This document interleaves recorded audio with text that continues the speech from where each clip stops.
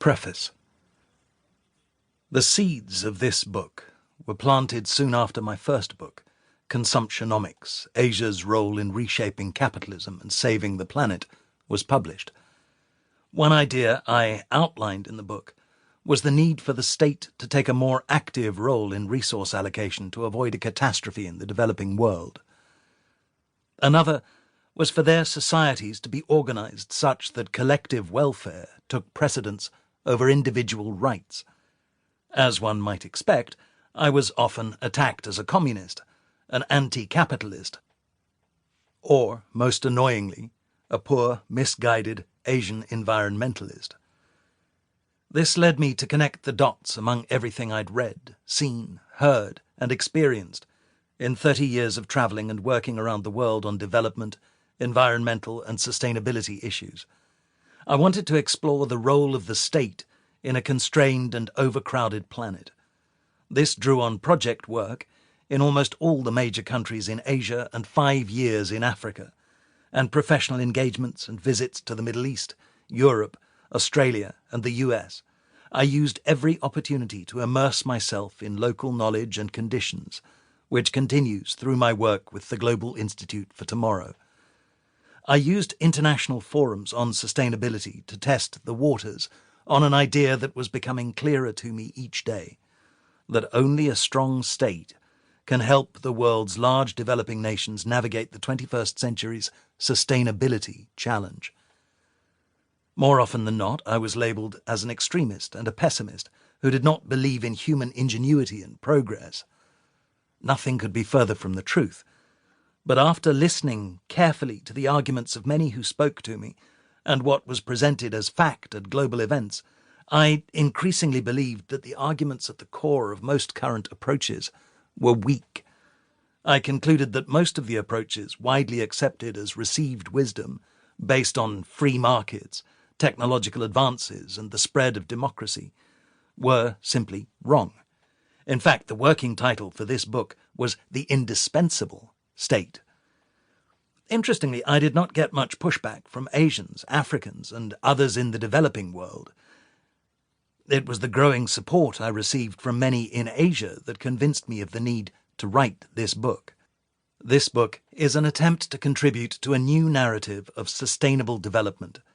This narrative must come from parts of the world that are confronted with the real sustainability challenge at a scale and level of impact the West has never experienced and never will. Yet leadership on this issue has only been provided by the West.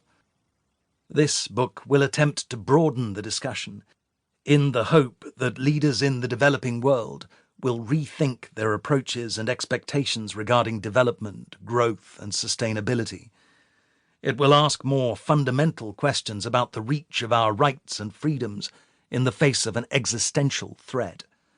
It is also my hope that Western economic development and academic institutions, as well as thought leaders, will consider these arguments and pause before they provide advice to the developing world on the challenges of sustainability. The book hopes to get the world's non-Western elites, who are comfortable with Western ideas, to think again regarding the future of their countries, for which much is at stake in the face of the global sustainability challenge. They have usually attended Western colleges and graduate schools, and likely spent part of their lives in Western cities. They may even have worked for Western multinationals. They may have close connections with important and prominent people in the West. Thus, when it comes to sustainability challenges, they rely on Western ideas rather than radical new ones, even though they live at the front line. Rather than go to Yangon, Dhaka, or Chennai, they would rather go to the comfortable surroundings of Harvard, MIT, or Cambridge. This book is for them. This book is also for the next generation of young leaders who have ambitions to make a difference and be the change. There are many examples of how these young elites, deemed to be leaders of the future, can be stuck in groupthink on key global issues. To belong to such prestigious groups requires some acquiescence to the feel-good approaches as defined by the great and the good. Thus, on cue, they march to the same drumbeat. They say they want to make the world a better place, but don't ask the hard questions. They're young, but seeking legitimacy means avoiding radicalism. They align themselves to do-good causes, often the usual suspect topics and linked to philanthropy. They seek business solutions and try to build a social enterprise. If it involves technology and venture capital, all the better. I've spoken to such groups on many occasions and am surprised at how difficult and discomforting it is for them, mainly those from the developing world, to open their minds to a new conversation and particularly to a new historical perspective. What they find most difficult is the challenge posed to them about how they are the victim of westernization, yet perpetuated without trying to take the best from both worlds.